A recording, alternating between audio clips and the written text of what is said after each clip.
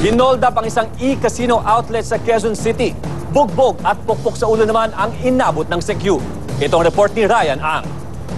Sugatan ang mukha ng security guard na ito. Nagbabantay siya sa isang e-casino outlet sa Congressional Avenue sa Quezon City nang biglang pasukin na 4 na hold-up ng kasino. Binugbog ang gwardya. Inago rin ng mga suspect ang kanyang service firearm. Sinubukan pa raw siyang barilin ng mga suspect pero swerte hindi ito pumutok. Kaya pukpok sa ulo ang inabot niya. Tapos umakyat yung dalawa. Inikutan ako. Nakipagbunuhan ako ng babel hanggang makapasok. Hanggang nababatan ko yung salaming dyan. Dito po, pinalo po ako ng pinalo ng baril sa may gilid ng dingding. Mga 8 beses. Dito na kumuha ng tiyempo ang mga suspect para mabuksan at limasin ang kahanang e-casino. Pati cellphone at wallet ng mga player, tinangay nila. Dumiretso kagad sila sa vault. Tapos mga ilang segundo lang, marurot, may narinig na kaming motor ng marurot. Tumakas sa mga suspect sa kanilang 2 motor at isang Mercedes-Benz. Aabot sa 100,000 piso ang halaga ng mga natangay ng mga suspect. Ryan Ang, News 5. Hinihinalang drug pusher, arestado pati mga kaanak damay at lalaking walang ulo na tagpuan sa Bulacan. Ang aksyon sa mga lansangan sa report ni Eric Montas. Dadamputin na sana ng pulis si Marita Nacario dahil sa dalang 4 na sachet ng hinihinalang shabu, mga drug paraphernalia at 500 pisong marked money. Pero nang arestuhin na ang sospek, nanlaban ang 2 niyang kaanak. Kaya lahat sila sa presinto ang bagsak. Maharap si Nacario sa kasong pagtutulak ng illegal na droga, habang obstruction of justice naman ang isasampa sa 2 niyang kaanak. Nakabulagta na sa kalsada si Elvira Atun na matagpuan ng kapitbahay sa Quezon City. Duguan ang mukha niya matapos barilin ng pamangkin ng kanyang asawa na si Gino Londoño. Kwento ng kapitbahay, matagal nang may alitan sina Atun at Londoño. Patong-patong na ang mga kaso ni Londoño sa barangay dahil sa panggugulo. Bigo naman ang mga pulis na arestuhin ang sospek. Walang ulo ang lalaking ito na matagpuan sa loob ng isang garbage bag sa talahiban ng Muzon sa San Jose del Monte sa Bulacan. Napansin ng 3 binatilyo ang masangsang na amoy mula sa plastic bag at nang halukayin ang basura, bumulagta ang hubot-hubad at naaagnas na bangkay ng di pa nakikilalang lalaki. Sabi ng pulis, posibleng 1 linggo nang nasa talahiban ang bangkay. Eric Montas, News 5. Lalong pinahigpit ng Manila City Government ang kampanya nito laban sa pornografiya.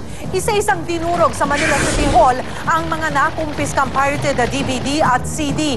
Pinagsusunog din ang mga malalaswang magazine.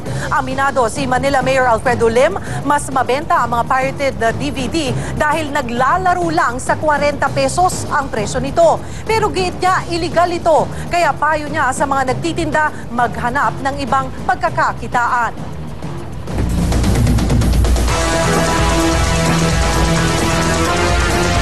Mga pulis at nalinista nagsalpukan sa Colombia. 5 bata patay matapos masunog ang bahay sa Amerika. At isang grupo ng mga babae nag-topless sa isang police station sa Duquesne. Yan at iba pa sa Aksyon Abroad ni Naomi Dairit.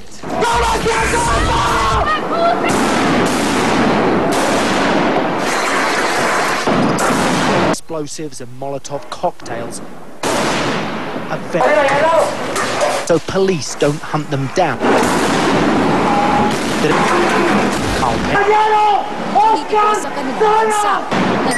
Wrists. Wala namang nasaktan sa parehong panig. Siya patay nang mahulog sa bangin ng isang bus patungong Greece mula Southern Albania. 49 pasaherong sakay ng bus. Sinisisi sa nangyari ang baku-bakong kalsada. Patay ang 5 bata nang masunog ang kanilang bahay sa Florida. Nakaligtas ang kanilang ina matapos tumalon sa bintana. Posible raw na heater ng bahay ang naging sanhi ng sunog. Sinugod ng magagandang babaeng ito ang isang police station sa Ukraine. Sabay-sabay silang naghubad ng pang-itaas at nagsisigaw. Pinoprotesta nila umano'y masamang impluwensya ng Russia sa Ukraine. Kinaladkad sila ng mga parak paalis ng istasyon. Naomi Dairit, News 5. Alamin natin ang latest sa showbiz mula kay Sean Yao. Sean?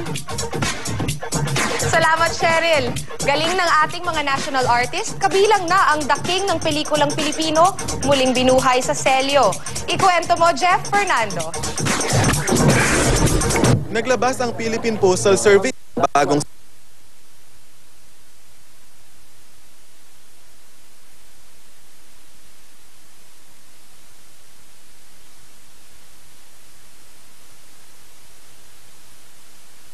pelikulang umpisa at nire-release for commercial purposes yung mga lumang layout.